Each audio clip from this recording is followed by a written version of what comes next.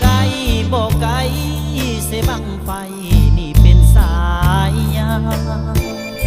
บันดาลสวรรค์ทิศทานกำเนิดเกิดมาเมืองใสบุรีนี้นะ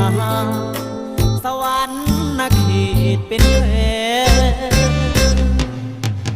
ก่อนจะเป็นเสื้อหนุ่มลำเสวางเวเหมือนเหือกลางเสลมแห่ไอ้น้องทุกคนต้องดิ้นรนสู้สนเข้มแข็ง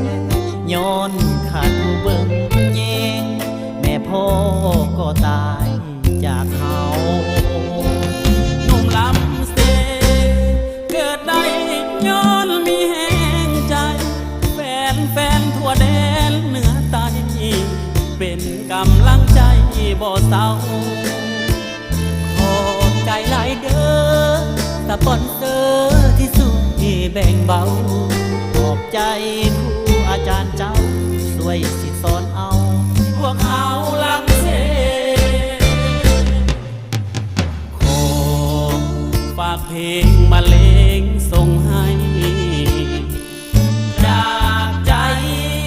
น้องอายของหนุ่มลำเสถึงเสียงบ่หวานทุกท่านอย่าได้ลังเลแค่หากและสวยทุ่มเทหนุ่มลำเสขอจำบุญ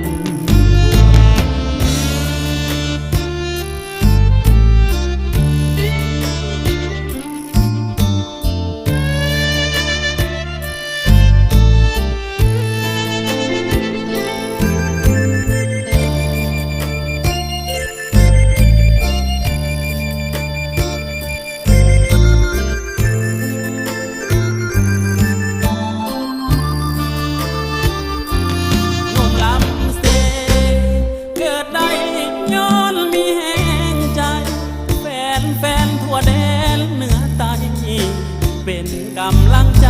บ่เศร้าขอบใจหลายเด้อ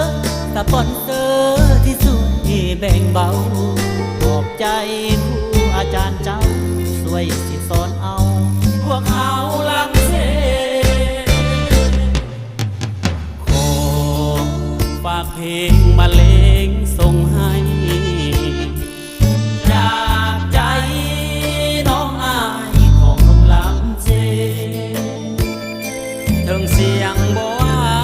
นทุกท่านอย่าได้ลังเลแค่หากและสวยทุ่มเท